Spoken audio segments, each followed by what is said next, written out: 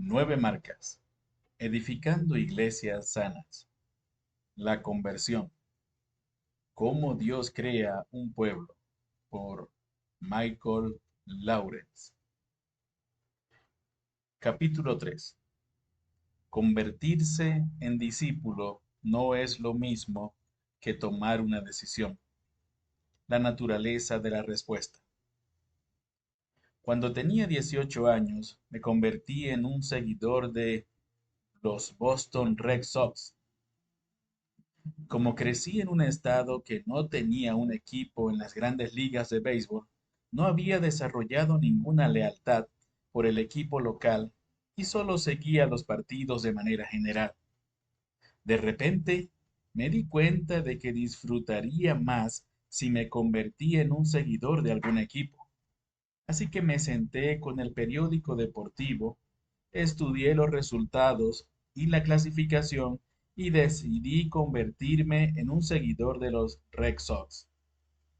Podríamos decir que elegí un estilo de vida. 30 años más tarde, sigo siendo un forofo de los Boston Red Sox, aunque no estoy seguro de que el resto de los seguidores del equipo estén de acuerdo con mi definición. Y no es que siga a otros equipos, pero la verdad es que la vida está llena de ocupaciones y ya no tengo tiempo de ver los partidos por la televisión, repasar los resultados o estar al día de los fichajes y demás expectativas. Probablemente veré algún partido si los Red Sox alcanzan las eliminatorias, a menos que tenga una reunión o que alguno de mis hijos necesite ayuda con los deberes o que mi esposa necesite ayuda con algo. La decisión que tomé permanece, pero no queda mucho de ella en la actualidad, excepto la propia decisión. Para la mayoría de las personas de nuestro tiempo, especialmente en Occidente, la conversión religiosa es como mi decisión de convertirme en un forofo del equipo de los Red Sox. Con esto no pretendo comparar la conversión religiosa con algo tan trivial como escoger un equipo de béisbol. Pero en nuestra cultura, la elección personal está en el centro de ambas cosas. Se reduce a elegir un estilo de vida. En el ámbito del cristianismo evangélico, esta decisión está unida a la doctrina de la seguridad de salvación. Se conoce como una vez salvo, siempre salvo. Lo importante es tomar dicha decisión. Así que tómala. No importa cómo vivas tu vida después. No hace mucho un hombre vino a verme a mi oficina para hablar. Me explicó que había decidido seguir a Jesús unos años atrás durante su juventud. Su decisión fue sincera y de corazón, pero tal y como me había pasado a mí con los Red Sox, la vida se había vuelto muy ocupada. El matrimonio, el trabajo, los hijos y la casa lo habían apartado de la iglesia y de cultivar una relación espiritual con el Señor. Nadie habría adivinado nunca que dicho hombre era creyente a menos que él mismo lo dijera. Este hombre admitió que era alcohólico y que, a pesar de que se había mantenido sobrio durante algunos años, había vuelto a caer en la bebida recientemente. Dicho hombre vino a hablar conmigo porque escuchó un sermón que di en un funeral en el cual expliqué que el perdón de Cristo está al alcance de aquellos que se arrepienten de sus pecados, ponen su confianza en Cristo y le siguen.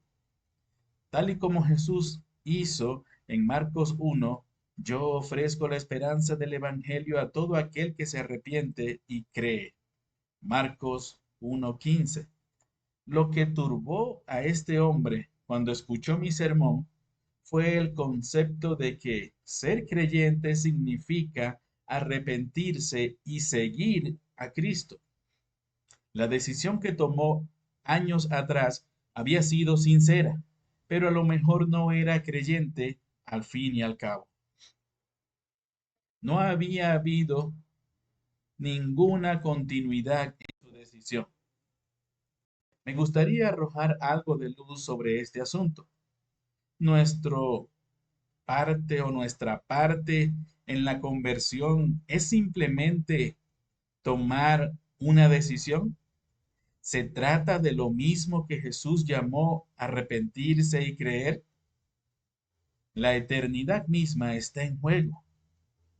Así que necesitamos entender correctamente qué es la salvación, qué es, perdón, la conversión y qué significa arrepentirse y creer.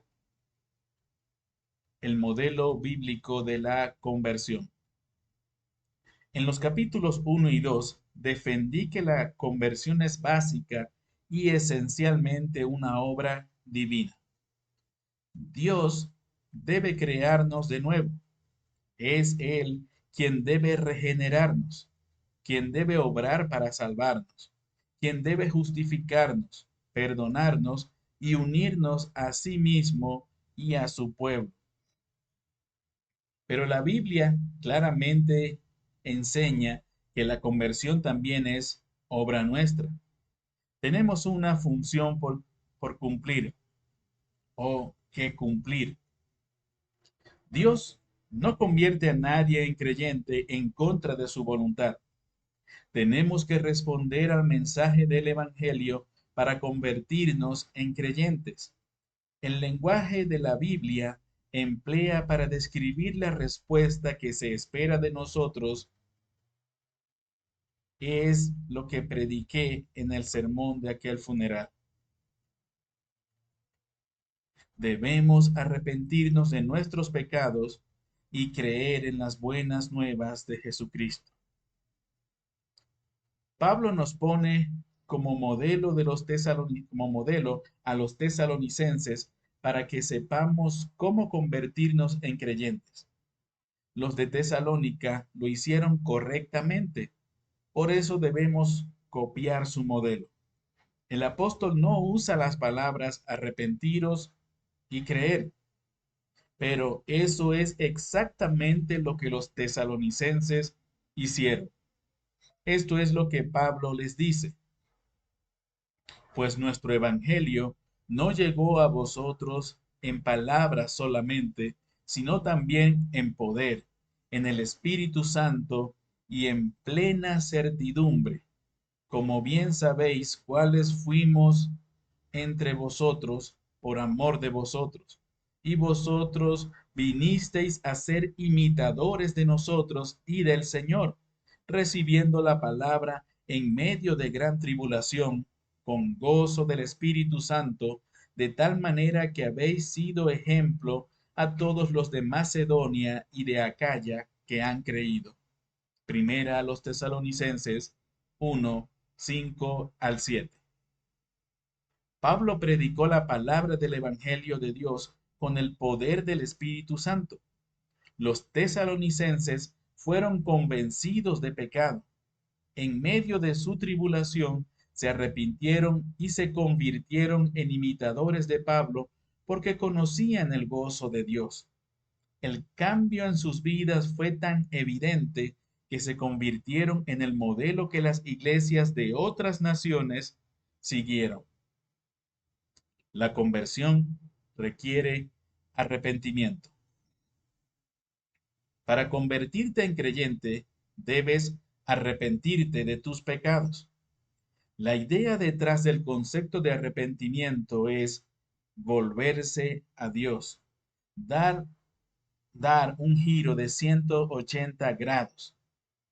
Fíjate cómo el libro de los Hechos usa paralelamente la palabra arrepentimiento y el concepto de volverse a Dios como sinónimo de la conversión. Por tanto, para que sean borrados vuestros pecados, arrepentíos y volveos a Dios. Hechos 3:19. Sino que anuncié, sino que anuncié que se arrepintiesen y se convirtiesen, es decir, volviesen a Dios, haciendo obras dignas de arrepentimiento. Hechos 26:20. En la misma línea, cuando Pablo describe la conversión de los tesalonicenses, describe un cambio radical de dirección. ¿Y cómo os convertís, volvisteis de los ídolos a Dios para servir al Dios vivo y verdadero? Primera a los Tesalonicenses 1:9. Pero su conversión no fue un simple cambio moral o de conducta, sino que dieron un giro de 180 grados a su adoración.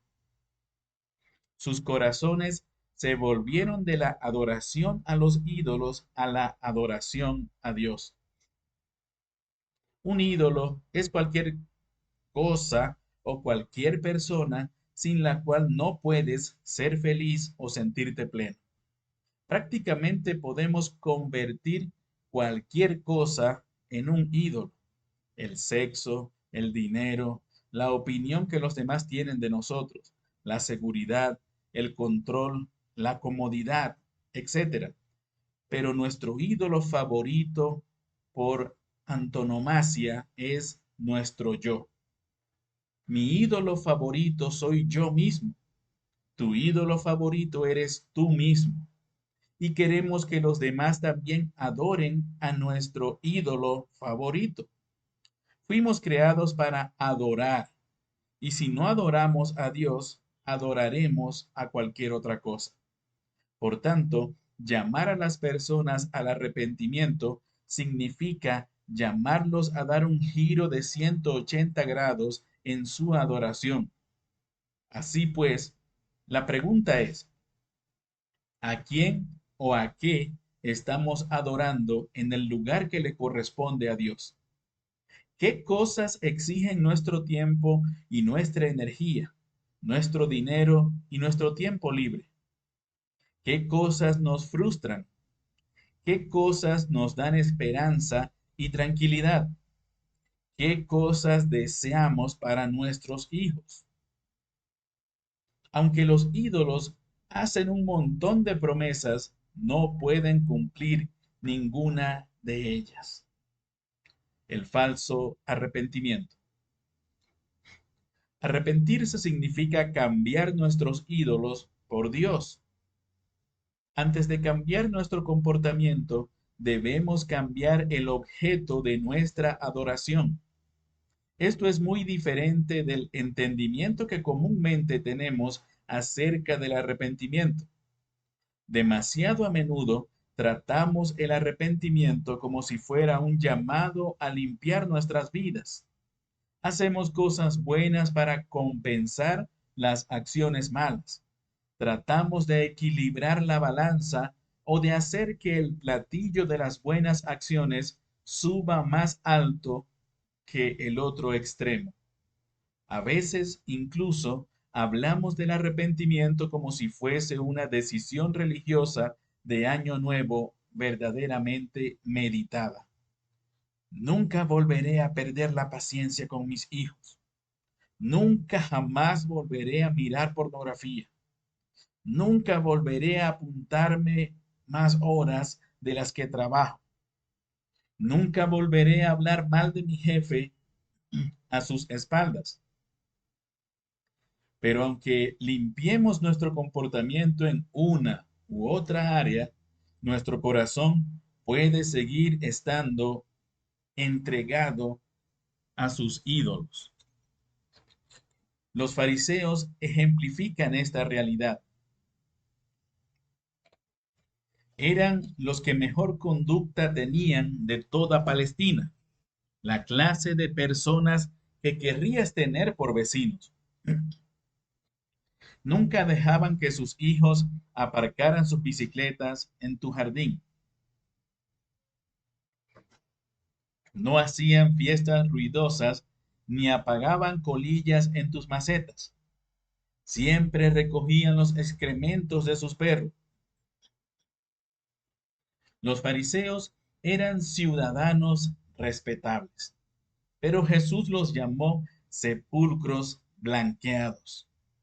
hermosos por fuera, mas llenos de toda inmundicia por dentro. Mateo 23, 27. La cuestión es que no solo son idólatras las personas malas, también son idólatras las personas buenas, éticas y religiosas. Arrepentirse no es lo mismo que tomar una decisión moral. A veces pensamos que el arrepentimiento es sentirse mal o culpable acerca de nuestro comportamiento. Nos sentimos culpables si nos pillan con las manos en la masa. Nos sentimos culpables si no nos pillan. Nos sentimos culpables si hemos decepcionado a alguien o nos hemos decepcionado a nosotros mismos. Está claro que para poder arrepentirnos tenemos que estar convencidos de nuestra culpabilidad. El problema es que podemos sentirnos culpables y aún así amar el pecado del cual somos culpables.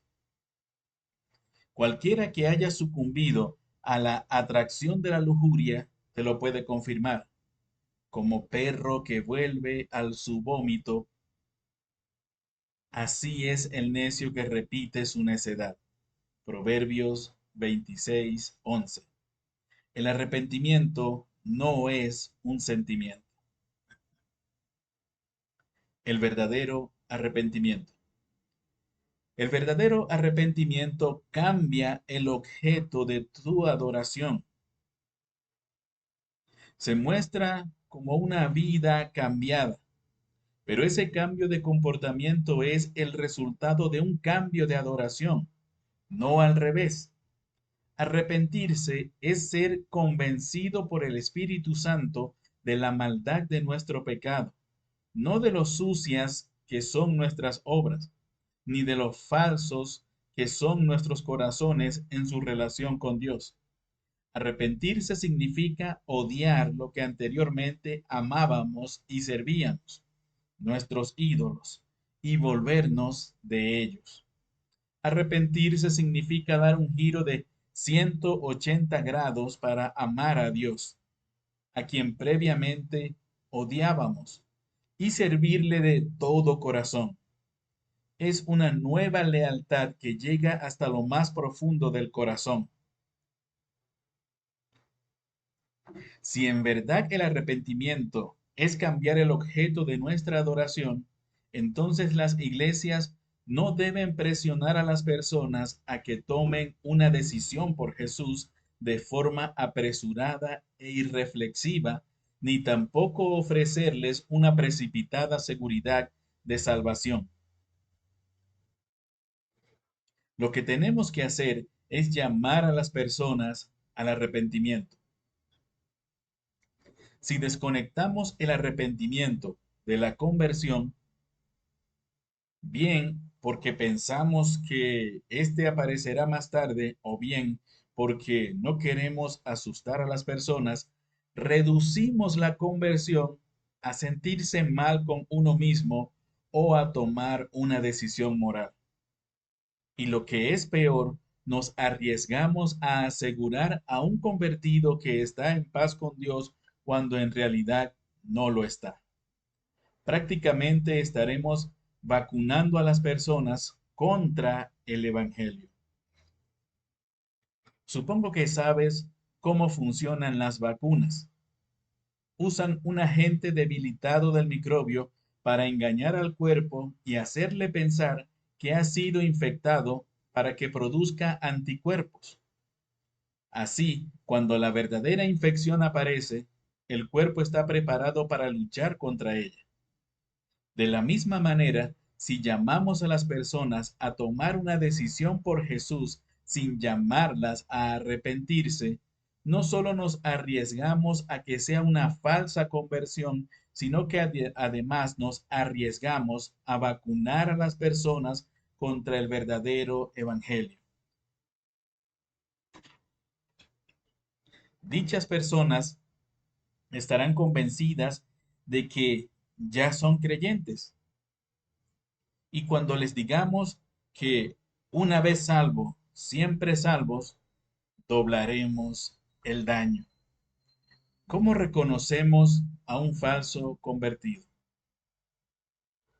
Generalmente es alguien que le entusiasma hablar acerca del cielo, pero le aburren los creyentes y la iglesia local. Piensa que estar en el cielo será maravilloso, independientemente de si Dios está allí o no. Le gusta Jesús, pero no se compromete con el resto del paquete. Obedecer, ser santo, ser discípulo, sufrir, etc. No conoce la diferencia entre lo que es obedecer motivado por el amor y el ser un legalista. Le molestan más los pecados de los demás que los suyos propios.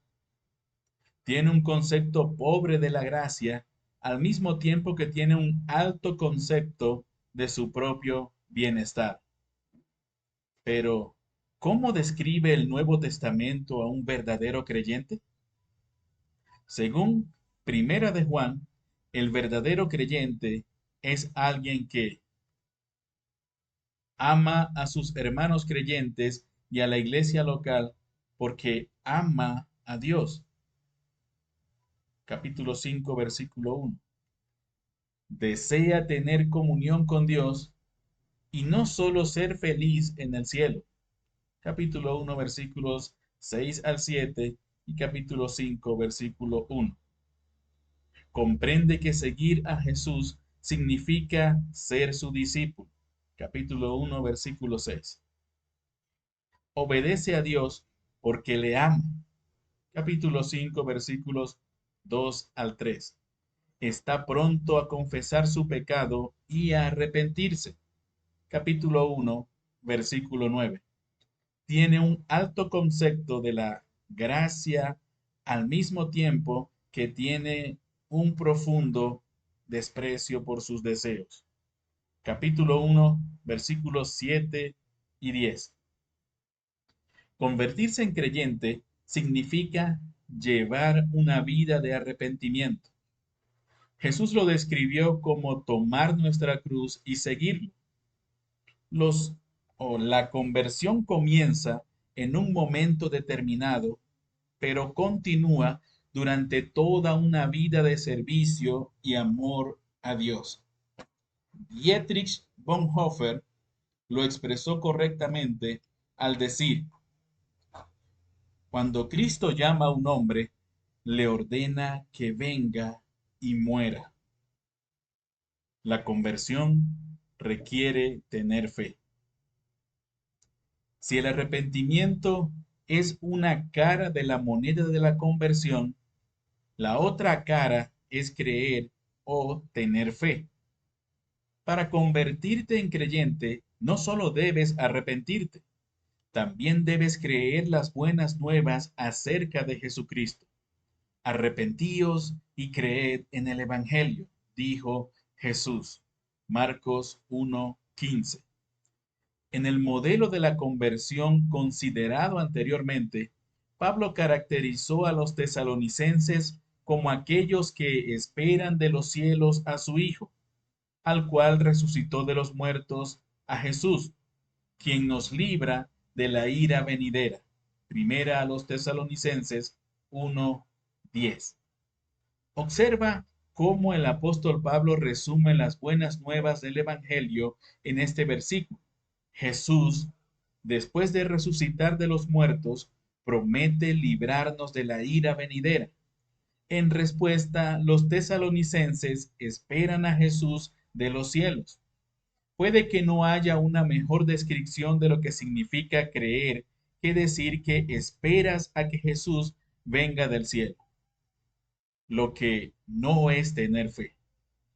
Tener fe o creer es mucho más que aceptar un conjunto de ideas de forma mental. Es cierto que creer incluye aceptar mentalmente la veracidad del Evangelio, pero Santiago nos advierte que los demonios también creen la verdad acerca de Dios y tiemblan. Santiago 2:19.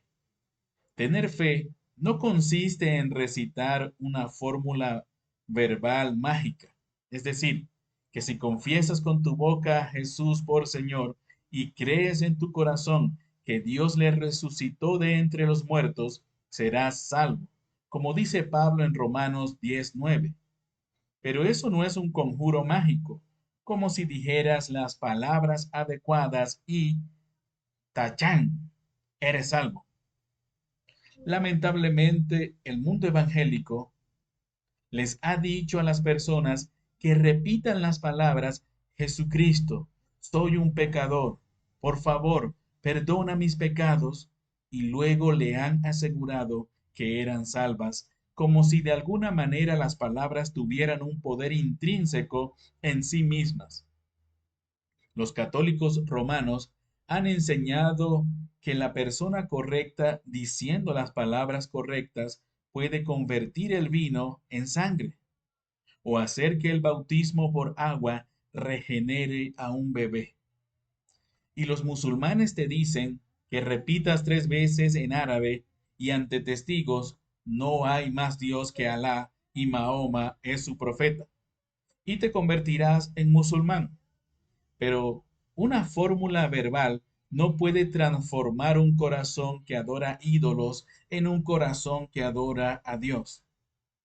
Tener fe no significa ser espiritual o pertenecer a una comunidad de fe o buscar dirección espiritual.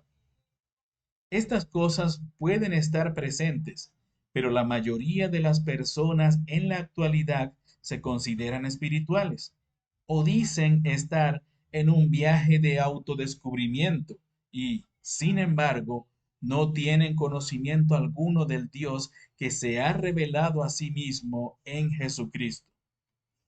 Lo que sí es tener fe. Tener verdadera fe cristiana significa confiar de todo corazón que Dios cumplirá las promesas de su evangelio. Los tesalonicenses no firmaron una tarjeta tipo acepto a Jesús o repitieron una oración. Por el contrario, empezaron a esperar a Jesús y dicha realidad se manifestó claramente en sus vidas. Los judíos que vivían entre ellos dejaron de depender de Moisés y de la ley para ser justificados. Los griegos dejaron de depender de sus ídolos. Todos ellos dejaron de depender de sus recursos económicos y, a cambio, empezaron a depender de las promesas del Evangelio de Dios. Sus destinos ya no eran el juicio y la condenación, sino la vida eterna con Dios. Por tanto, empezaron a vivir de manera diferente y todo el mundo podía verlo. La fe cambió sus vidas porque la fe no solo le recuerda sus promesas a Dios a través de la oración, sino que también se apoya en dichas promesas y actúa sobre ellas. Uno de mis hijos se puso recientemente muy enfermo. Sabíamos por adelantado que la enfermedad lo dejaría bastante aturdido e incluso le haría delirar ocasionalmente. Así pues, aprovechando que mi hijo aún estaba consciente, le miré a los ojos y le dije: no importa lo que suceda, recuerda 2 cosas. Te amo y puedes confiar en mí. Cuando mi hijo empezó a delirar, no podía entender lo que sucedía a su alrededor, pero me miraba y repetía: te amo y puedes confiar en mí. Sabía que podía apoyarse en esas promesas. Eso es tener fe. La fe confía en Dios, en su carácter y en su amor, y, por tanto, se apoya única y exclusivamente en las promesas del Evangelio. Por eso dice Santiago que la fe sin obras es muerta. Santiago 2:17. La fe verdadera se apoya, confía, persevera y actúa. ¿Qué clase de fe enseñamos.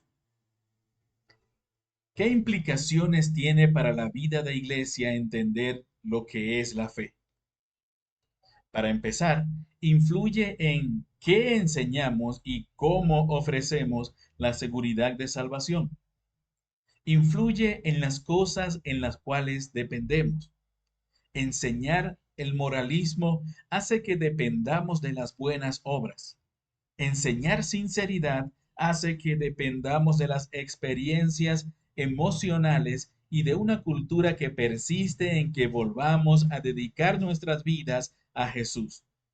Enseñar espiritualidad hace que dependamos de un viaje de autodescubrimiento en vez de en la certeza del destino. Enseñar que debemos tomar una decisión hace que dependamos de la oración que hacemos en el campamento de niños de verano o en el retiro de matrimonio. Examinaos a vosotros mismos si estáis en la fe, dice Pablo. Segunda a los Corintios 13:5. El apóstol no nos dice que examinemos decisiones pasadas o si nos sentimos espirituales. Pablo instruye a los creyentes para que examinen su vida diaria. La fe salvadora se aferra a Cristo y persevera. Y al igual que el arrepentimiento, se hace evidente en la vida del creyente. Como iglesia, necesitamos ver cómo la gracia de Dios se manifiesta en nuestras vidas y necesitamos mostrarnos mutuamente dichas realidades.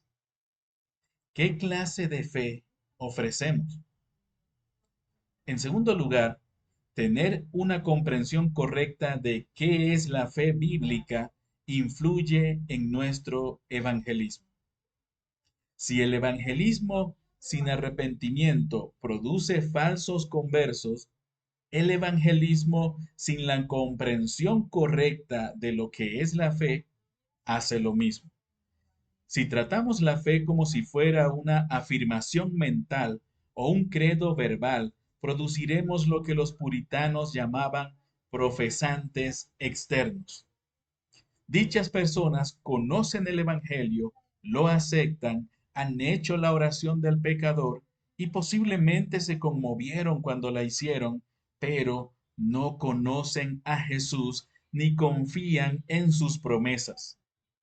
Así lo revelan sus vidas, sus relaciones y su comportamiento. Tal y como explica Juan, si alguno dice, yo amo a Dios y aborrece a su hermano, es mentiroso, pues el que no ama a su hermano, a quien ha visto, ¿cómo puede amar a Dios a quien no ha visto? Primera de Juan 4:20. Desde el segundo gran avivamiento, los evangélicos han estado equiparando la conversión con tomar una decisión. Levanta tu mano, camina por el pasillo, ven al púlpito.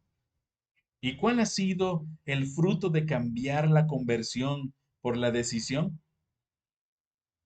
Que las iglesias están llenas de creyentes profesantes cuyas vidas no son diferentes de aquellos que están en el mundo.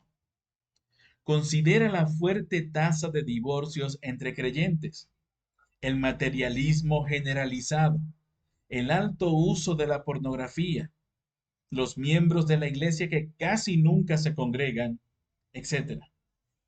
El problema no es que haya creyentes en nuestras iglesias que aún pecan. Claro que los hay. El problema es que hay creyentes en nuestras iglesias que no son creyentes, pero les hemos enseñado que la salvación no se pierde y les hemos dicho que no permitan que nadie ponga en duda su fe. Para nuestra vergüenza nos jactamos de estas decisiones por Jesús y consideramos que nuestro evangelismo es efectivo. Sin embargo, ¿dónde está la gran mayoría de dichos conversos al cabo de un año? ¿Por qué estamos tan satisfechos? Me temo que estamos satisfechos porque son nuestros conversos. Me viene a la mente la historia de Charles Spurgeon, que Charles Spurgeon contaba acerca del pastor Roland Hill. Un hombre borracho se acercó un día al pastor Hill y le dijo: Oiga, señor Hill, yo soy uno de sus conversos. Y Hill le respondió: Sí, tú eres uno de los míos, pero evidentemente no eres uno de los del Señor. Si los puestos de trabajo, las escuelas y los campos de fútbol se llenan de nuestros conversos, el mundo dirá: sí, si eso es lo que significa ser creyente, ¿qué sentido tiene seguir a Jesús? Podemos fácilmente manipular, producir y recolectar decisiones, pero Jesús nos dijo que fuéramos e hiciéramos discípulos. No que hiciéramos decisiones ni conversos, sino discípulos, seguidores verdaderamente comprometidos que perseveran en las dificultades, toman su cruz y siguen a Jesús. ¿Qué clase de fe presentamos? Por último, tener una comprensión correcta de qué es la fe bíblica influye en la membresía de la iglesia.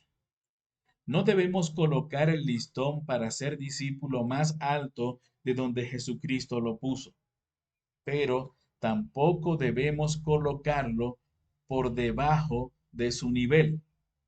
¿Cómo llamó Jesús a las personas a responder al Evangelio? Arrepentíos y creed en el Evangelio. Marcos 1, 14 y 15. Y eso es exactamente lo que los primeros discípulos hicieron. Abandonaron su vida anterior y siguieron a Jesús en arrepentimiento y fe. Así pues, ¿cómo llamaron los apóstoles a las personas a responder al Evangelio? En el día de Pentecostés, Pedro predicó a las multitudes en Jerusalén: arrepentíos y bautícese cada uno de vosotros en el nombre de Jesucristo para perdón de los pecados y recibiréis el don del Espíritu Santo. Hechos 2:38. ¿Has notado el cambio de lenguaje? Arrepentíos y creed. Se convirtió en arrepentíos y bautícese cada uno de vosotros. Pedro no estaba diciendo que el bautismo salva, sino que la forma como se manifiesta la fe es a través del bautismo. Es la forma como la fe responde de forma pública y, por decirlo de alguna manera, estampa su firma en el contrato. Permíteme que te muestre de dónde viene todo esto. En Mateo 16 y 18, Jesús confiere la autoridad de las llaves del reino a las iglesias locales para que confirmen formalmente tanto las verdaderas confesiones del Evangelio como los verdaderos confesantes. Más tarde, en Mateo 26 y 28, Jesús establece la Santa Cena y el bautismo, que es la manera en la cual las iglesias usan las llaves y confirman que los confesantes del Evangelio poseen la seguridad de salvación. El bautismo es la primera confirmación pública de que otras personas están de acuerdo con tu profesión de fe. Esa es la razón por la cual la iglesia te bautiza en el nombre del Padre y del Hijo y del Espíritu Santo. Mateo 28:19. Es como si dijeran: aquí tienes la camiseta del equipo. A esto se le suma la Santa Cena, que nos recuerda periódicamente la seguridad de salvación, siendo uno, siendo uno solo el pan. Nosotros, con ser muchos, somos un cuerpo, pues todos participamos de aquel mismo pan. Primera a los Corintios 10:17. Participar del mismo pan confirma y muestra quién es parte del mismo cuerpo. La Iglesia también puede retirar su confirmación de la profesión de fe de una persona a través de la disciplina correctiva o la excomunión, la cual excluye a dicha persona de tomar la Santa Cena y de la membresía de la Iglesia. En otras palabras, Jesús no dejó en la tierra un grupo de personas que toman una decisión a la ligera y luego se confirman a sí mismas. Lo que Jesús hizo fue dejar en este mundo una iglesia con la autoridad para bautizar y administrar la Santa Cena, lo cual es otra forma de decir que Jesús instituyó lo que llamamos la membresía de la iglesia. Podemos decir que la esencia bíblica de la membresía eclesial es que podemos confirmar y supervisar mutuamente nuestra profesión de fe y nuestro discipulado con Cristo, y que hacemos ambas cosas a través del bautismo y la Santa Cena. Por tanto, la norma cuando bautices a alguien debe ser recibirlo en la membresía de tu iglesia. Dicho de otro modo, la norma debe ser mantener unidos el bautismo y la Santa Cena. Uno es la puerta de entrada a la casa y la otra es la comida familiar que celebramos regularmente. Si mantenemos ambas cosas unidas, hacemos algo mucho más importante que confirmar una decisión hecha tiempo atrás. Confirmamos vidas transformadas y verdaderamente arrepentidas.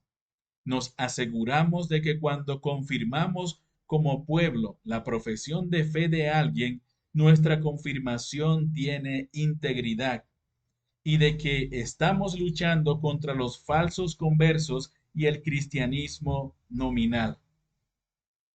Damos por sentado que hay excepciones. Los hermanos de otras iglesias pueden visitarte y celebrar contigo la Santa Cena si pertenecen a otra iglesia evangélica que ha confirmado sus profesiones de fe, haciéndolos miembros. Al fin y al cabo, tu iglesia no es la única iglesia que existe en el mundo. Y puede ocurrir que bautices a alguien y que acto seguido te despidas de dicha persona porque se traslada de ciudad o país. Pero las excepciones no deben definir nuestra práctica regular. En resumen, la fe que se identifica con la muerte y resurrección de Jesús no puede separarse de la fe que se identifica con el pueblo de Jesús. Asimismo lo expresó Gordon Smith. La conversión no es simplemente convertirse a Cristo, también es el acto de iniciación en la comunidad cristiana. La fe cristiana es específicamente social. Por tanto, la verdadera fe se une a la iglesia local al mismo tiempo que se une a sí misma a Dios. Después de que Pedro ordenara a las personas que se arrepintieran y se bautizaran, leemos, así que los que recibieron su palabra fueron bautizados y se añadieron aquel día como 3,000 personas. Hechos 2:41. ¿A qué se añadieron? A la iglesia en Jerusalén. ¿Cómo ofrecer seguridad de salvación? Tener una comprensión correcta de lo que es la fe bíblica implica que las iglesias son llamadas a hacer discípulos, no a tomar decisiones. El problema radica en que nuestros corazones, temerosos de los hombres y sabios en su propia opinión, van a tener siempre la tentación de ofrecer rápidamente a las personas seguridad de salvación. Pero debemos tener muchísimo cuidado en la manera como ofrecemos dicha certeza. Una vez tuve la oportunidad de colaborar en una gran campaña evangelística. Durante el adiestramiento nos indicaron que les dijéramos a las personas que si ellos simplemente hacían la oración impresa en la tarjeta que les dábamos, podían estar seguros de que habían nacido de nuevo y pasarían la eternidad con Dios, y que nunca dudaran de esa verdad. Esta estrategia me preocupa doblemente. Primero, porque anima a las personas a buscar su seguridad en la decisión y en la oración que están haciendo. Pero la Biblia no nos enseña a examinar la decisión que tomamos un día lejano, sino a que nos examinemos y nos probemos diariamente a nosotros mismos para ver si estamos en la fe. Segunda a los Corintios 13:5. ¿Tenemos arrepentimiento y fe de forma permanente? Parafraseando a John Piper, sé que estoy vivo no porque tengo un certificado de nacimiento, sino porque respiro. Segundo, la confirmación de que la persona tiene seguridad de salvación debe ser dada por la iglesia a través del bautismo y la entrada a la membresía. Asimismo lo estableció el Señor Jesús. Sí, hagamos campañas evangelísticas, pero también digámosle a las personas que se unan inmediatamente a la iglesia local. En la vida como iglesia, la confirmación de que tienes seguridad de salvación tiene que venir de personas que te conocen y que te van a acompañar en tu caminar diario.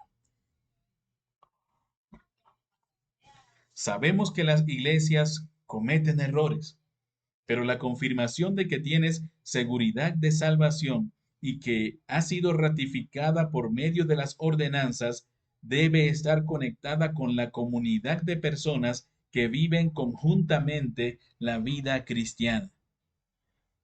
Está claro que la iglesia no puede saber a ciencia cierta lo que hay en el corazón, pero Jesús afirmó en repetidas ocasiones que tenemos la potestad de hacer evaluaciones basadas en cómo las personas viven sus vidas.